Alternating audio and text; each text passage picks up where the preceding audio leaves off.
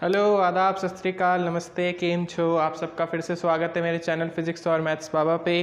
जैसा कि हम बात कर रहे थे इलेक्ट्रोस्टैटिक वैद्युत स्थिर वैद्युतिकी के बारे में, तो इससे पहले मैं 21 लेक्चर अपलोड कर चुका हूँ। ये इसका 22वां लेक्चर है।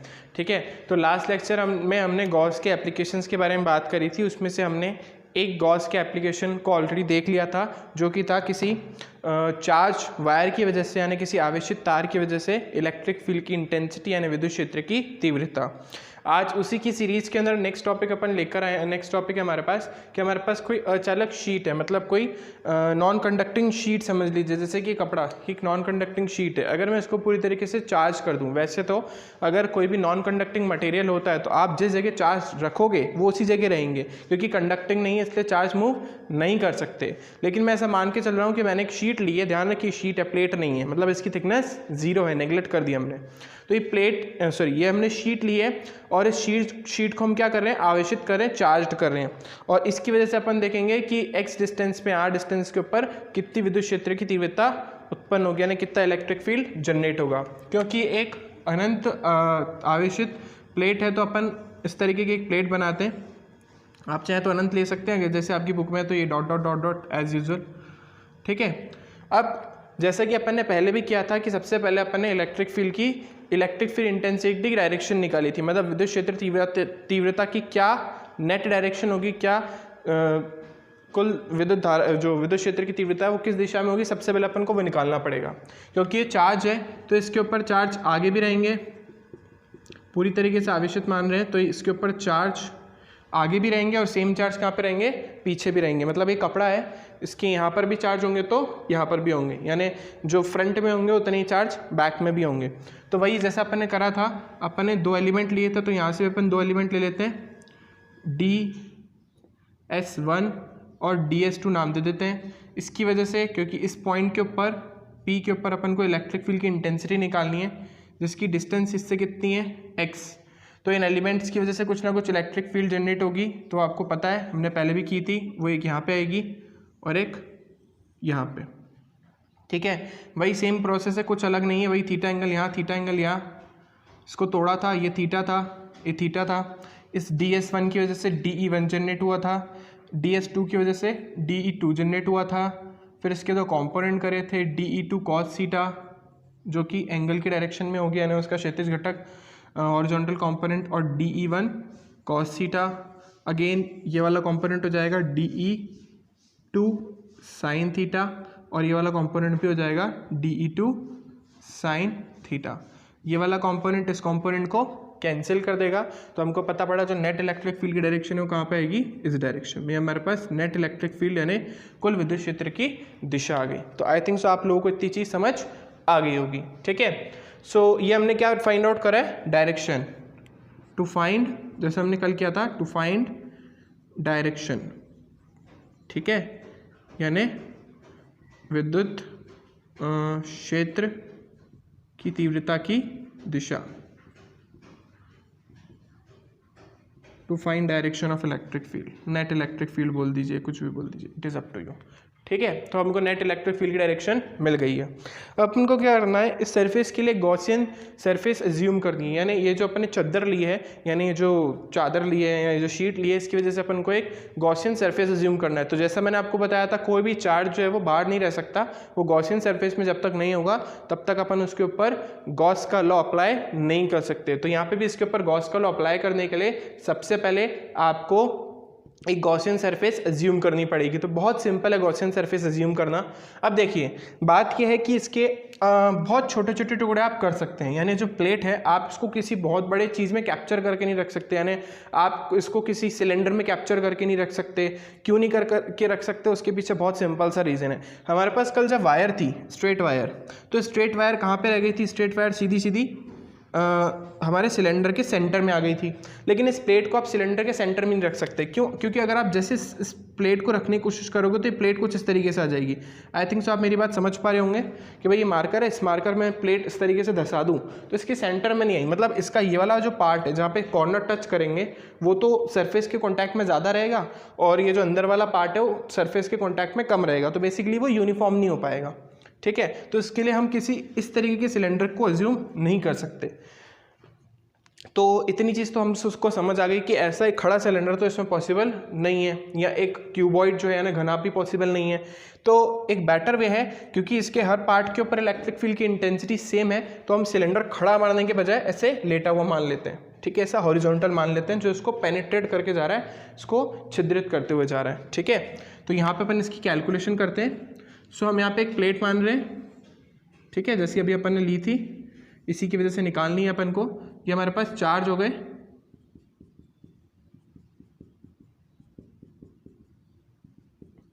ठीक है, आगे भी है इस प्लेट के, और इस तरीके से पीछे भी इसके अंदर चार्ज है। कई बुक्स में आपको ये जो प्लेट है उसकी कुछ ना कुछ थोड़ी सी थिकनेस दिख जाएगी, ताकि वो आपको एक्सप्लेन कर सके कि हमने दोनों तरफ से सिलेंडर क्यों लिए, ठीक है। तो ये जो सिलेंडर है वो कुछ इस तरीके से होगा, ठीक है, ये यहाँ पे भी होगा, और ये सिलेंडर अपन ने पीछे बना दिया। मतलब आप समझ पा रहे होंगे कि जो शीट है, इस शीट में से सिलेंडर समझ लीजिए, इसको पेनिट्रेट करके यानी इसको छिद्रित करके अंदर चला गया, ठीक है। यहाँ पे इस बार हमारे पास ये सिलेंडर की लेंथ कोई मैटर नहीं कर रही। क्यों नहीं कर रही है? क्योंकि जो सिलेंडर है इसको छिद्रित करते हुए जा रहा है, पेनिट्रेट करके जा रहा है, तो हमारे काम का कौन सा पहला पार्ट है? ये वाला, क्योंकि यही जो है शीट के ऊपर आ रहा है। ऐसे बहुत सारे जो सिलेंडर है, अलग अलग सिलेंडर हम वो अज्यूम कर सकते हैं। अगर अपन इस छोटे से भाग के लिए निकाल लें, छोटे से पार्ट के लिए निकाल लें, तो पूरी शीट के लिए भी आराम से वैसे ही कैलकुलेट हो जाएगा, ठीक है। तो अब यहाँ पे देखते हैं, तो अपन ने इतनी तो बात कर ली। अच्छा, अपन को जो यहाँ पे फाइंड आउट करनी थी वो एक्स डिस्टेंस पे फाइंड आउट करनी थी। जो इसकी अपन लेंथ मानेंगे वो कितनी मानेंगे? यहाँ से यहाँ तक एक्स, वो एक्स यहाँ पे भी हो सकता है और वो एक्स पीछे भी हो सकता है, ठीक है। अच्छा, जैसे नेट इलेक्ट्रिक फील्ड की डायरेक्शन इधर आई है, तो ऐसे पीछे की तरफ भी प्लेट चार्ज है, आवेशित है, तो पीछे भी एक इलेक्ट्रिक फील्ड की डायरेक्शन मिलेगी। तो बेसिकली क्या हो रहा है, चार्ज यहाँ पे भी है, चार्ज यहाँ पे भी है, इलेक्ट्रिक फील्ड ऐसे भी जा रही है आगे की तरफ और पीछे की तरफ भी जा रही है, तो अपन को दोनों कंसिडर करनी पड़ेगी, ठीक है। यहाँ पे इलेक्ट्रिक फील्ड लाइन इधर हो जाएगी और इस डायरेक्शन के लिए इलेक्ट्रिक फील्ड लाइन इधर हो जाएगी, ठीक है। अगेन इस पॉइंट की इससे चद्दर से जो डिस्टेंस है वो कितनी है? एक्स। ये बिल्कुल इसके बैक में आप समझ पा रहे होंगे शायद। तो अगेन इस सिलेंडर के 3 पार्ट आपको दिख रहे होंगे। एक तो ये फ्रंट वाला, फ्रंट का जो आपका सरफेस है सर्कुलर, गोल वृत्ताकार, वृत्ताकार, और यहाँ पे भी वृत्ताकार है, सर्कुलर है, और ये आपका इसका कर्व पार्ट यानी वक्र पृष्ठ। 3 सरफेस अपन एज्यूम कर रहे हैं, S1, S2 और ये हमारे पास S3, ठीक है। इतनी बात आप सबको समझ आ गई होगी। चलिए, तो इसकी वजह से जो एरिया वेक्टर आएगा वो किधर आएगा? इसी डायरेक्शन में आएगा ना, DS1 वेक्टर। इसकी वजह से जो एरिया वेक्टर है ऊपर की तरफ आएगा, इसके बारे में बहुत बार बात कर चुके हैं, DS3 वेक्टर। और इसकी वजह से भी एरिया वेक्टर इधर ही आएगा ना, DS2 वेक्टर, ठीक है। ये हमारा 2 है, फाइन। तो ये तीनों हमको मिल गए हैं, बस फ्लक्स निकालना है। तो नेट फ्लक्स का हमारा जो फॉर्मूला है वो किसके इक्वल हो जाएगा? E vector dot DS vector, ठीक है। लाइन इंटीग्रल लेना है अपन को। सो पहली सरफेस S1 प्लस दूसरी सरफेस S2 प्लस तीसरी सरफेस S3, ठीक है ना। E vector dot DS1 vector, E vector dot DS2 vector और E vector dot DS3 vector. ये डॉट है सबके बीच में। तो पहली सरफेस के लिए E के बीच में और S के बीच में 0 डिग्री का एंगल है। दूसरी वाली सरफेस के लिए भी E और S के लिए जो वो है डायरेक्शन है वो सेम ही है, इसलिए 0 डिग्री का एंगल आएगा। और इस थर्ड सरफेस के लिए जो डायरेक्शन है वो परपेंडिकुलर है। यहाँ पे कुछ बच्चों को कन्फ्यूजन हो सकती है कि भाई सर हमने जब नेट इलेक्ट्रिक फील्ड की डायरेक्शन इधर निकाली तो इसका एरिया वेक्टर इधर आ रहा है, दोनों की डायरेक्शन तो क्या होनी चाहिए? अपोजिट होनी चाहिए। तो दोनों की डायरेक्शन अपोजिट होना चाहिए तो एंगल तो 0 आना चाहिए। लेकिन आपने इलेक्ट्रिक फील्ड की डायरेक्शन इधर क्यों लिए? इधर क्यों, मतलब इधर भी ले लिया और इधर भी ले लिया, ऐसा कैसे पॉसिबल है? तो आप इस चीज़ को ढंग से समझे, मैं कह रहा हूँ ये प्लेट यहाँ से भी चार्ज है, यहाँ से भी आवेशित है और यहाँ से भी है, ठीक है। तो जितना इलेक्ट्रिक फील्ड यहाँ जनरेट हो रहा है उतना भी यहाँ भी जनरेट हो रहा होगा। इसका एरिया वेक्टर यहाँ है और इसी की इलेक्ट्रिक फील्ड की डायरेक्शन भी यहाँ पे है। इसका एरिया वेक्टर यहाँ है और इसकी इलेक्ट्रिक फील्ड की डायरेक्शन भी यही है। आप नेट इलेक्ट्रिक फील्ड ऐसा नहीं बोल सकते उस प्लेट की वजह से नेट इलेक्ट्रिक फील्ड सिर्फ इस डायरेक्शन में, वो इस डायरेक्शन में भी हो सकती है क्योंकि ये यहाँ से भी चार्ज है और यहाँ से भी। कल वायर के केस में क्या हो रहा था, वो एक सिंगल 1 डायमेंशनल फिगर था, एक विमीय कोई वो था, शेप था, तो उसकी वजह से सिर्फ एक ही नेट डायरेक्शन हो सकती है। आप उसके लिए आगे और पीछे नहीं ले सकते क्योंकि उसकी थिकनेस को हमने हटा दिया था, ठीक है। लेकिन यहाँ पे हम प्लेट को आगे भी देख पा रहे हैं और पीछे भी देख पा रहे हैं, इसलिए एक डायरेक्शन आगे होगी और एक डायरेक्शन पीछे। तो फर्स्ट वाली जो सरफेस है इसके लिए एंगल अपन ने बोला कितना आ गया, EDS1 cos 0, ये S1 सरफेस हो गई प्लस EdS2, इसके लिए भी जो एंगल है वो कितना हो जाएगा cos 0 प्लस EdS3, इसके लिए cos हो जाएगा 90, और 90 वाला आपको पता ही है 0 हो जाता है। तो इसके लिए हो गया हमारे पास EdS प्लस EdS2 और ये S1, ठीक है। हमारे पास फ्लक्स की वैल्यू होगी, net flux, net electric flux, ठीक है। और वही अकॉर्डिंग टू गॉस लॉ यानी गॉस के नियम के अनुसार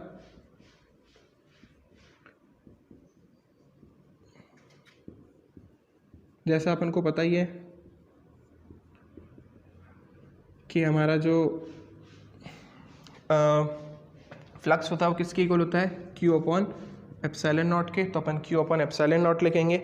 अब मेन बात, जैसा कि मैंने आपको पहले ही बोला कि इस क्वेश्चन में हमको यानी जब भी डेरिवेशन आएगा तो दो ही चीज़ें दे रखी होगी, एक तो सिग्मा उसकी चार्ज डेंसिटी और दूसरा डिस्टेंस, इसके अलावा और कोई भी चीज़ हमको क्वेश्चन में गिवन ही नहीं है।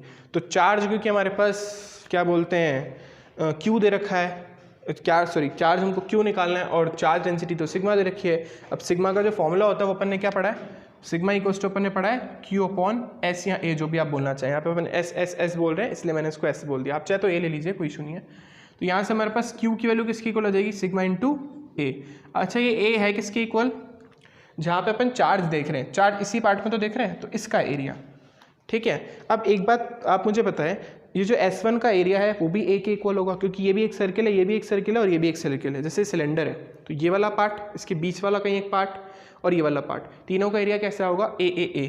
नहीं समझ पा रहे तो ढंग से देखिए, A कौन सा है जहाँ पे अपन चार्ज ले रहे हैं, चार्ज कौन से पार्ट में ले रहे हैं, इस वाले में, शेडेड रीजन में, ठीक है ना। तो इसका एरिया अगर मैंने A बोला तो इस S1 का भी एरिया A होगा और इस S2 का भी एरिया कितना होगा, A। यानी अगर मैं पाई आर स्क्वायर बोलता तो ये भी पाई आर स्क्वायर और ये भी पाई आर स्क्वायर होता, तो Q into A which is equal to sigma into A upon epsilon nought. और ये हमारे पास किसके इक्वल है, E बाहर आ जाएगा DS1 प्लस DS2, ठीक है। तो वही मैंने आपको बताया DS1 और DS2 आपस में इक्वल है, किसके इक्वल है, A के। तो आप साइड में लिख लीजिए, क्योंकि जो DS1 का इंटीग्रेशन है, DS1 और DS2 दोनों का इंटीग्रेशन जो है किसके इक्वल है, A के, ठीक है। जो अपन इस चीज़ को यहाँ पे रखेंगे तो हमारे पास जाएगा sigma A upon epsilon not, ये दो बार लिखा है तो हो जाएगा 2EA, समझ पा रहे होंगे, EA, तो 2EA हो गया। A से आपका A कैंसिल हो गया, यहाँ से हमारे पास E की वैल्यू कितनी आ गई, sigma upon 2 epsilon nought. So this is the value of electric field due to a non conducting infinite plate. अब ये तो लिख दिया अपने इसका मैग्नीट्यूड। अगर मुझे इसका वेक्टर फॉर्म लिखना है तो मैं वेक्टर फॉर्म यहाँ पे लिख देता हूँ। इसका वेक्टर फॉर्म यानी इसका सदिश रूप, तो इसका जो वेक्टर फॉर्म है सदिश रूप, क्योंकि यहाँ पे नेट इलेक्ट्रिक फील्ड की डायरेक्शन x की डायरेक्शन में ही है, ठीक है। तो यहाँ पे अपन क्या लिख सकते हैं, E vector is equals to sigma upon 2 epsilon nought into x cap. अब कई बुक में आपको R भी मिल सकता है तो आप वहाँ पे R लिख देना, कोई इशू नहीं है। बेसिकली अपन बोल रहे हैं किसकी डायरेक्शन में होगा, इस डिस्टेंस की डायरेक्शन में होगा, बाहर की तरफ आ रहा है ना, इधर या इधर, तो वो x की डायरेक्शन में ही है, ठीक है। यहाँ पे एक बात अपन ने ऑब्जर्व करी कि आपका जो E है वो किस पे डिपेंड नहीं करता, E एरिया पे डिपेंड करता ही नहीं है। यानी अगर मैं E के बीच में और x के बीच में, यानी डिस्टेंस पे डिपेंड नहीं कर रहा, x पे डिपेंड नहीं कर रहा, तो ग्राफ कैसा आएगा, कांस्टेंट। यानी अगर इस प्लेट के बिल्कुल पास में भी कोई पॉइंट ले लूँ, दूर भी ले लूँ, बहुत दूर भी ले लूँ, सब जगह जो नेट इलेक्ट्रिक फील्ड है वो किसकी इक्वल आएगी, sigma upon 2 epsilon not. I think so आपको ये चीज़ समझ आ गई होगी। ऐसे अगर मैं सिग्मा के साथ बनाता तो सिग्मा के साथ तो डायरेक्ट रिलेशन है, E जो है वो सिग्मा के साथ डायरेक्ट रिलेशन बना रहा है, तो E is direct proportional to sigma, इसलिए ऐसा ग्राफ। और E जो हमारे पास कांस्टेंट है, x पे डिपेंड नहीं कर रहा है, इसलिए ऐसा ग्राफ। आई होप आप सबको ये टॉपिक अच्छे से क्लियर हो गया होगा। बहुत ईजी है, कुछ भी नहीं करा, एक सिलेंडर अज्यूम किया हुआ है और उसके 3 पार्ट करके उसको सिंपली सॉल्व कर दिया। Okay, thank you for watching this video. Please share, like and subscribe.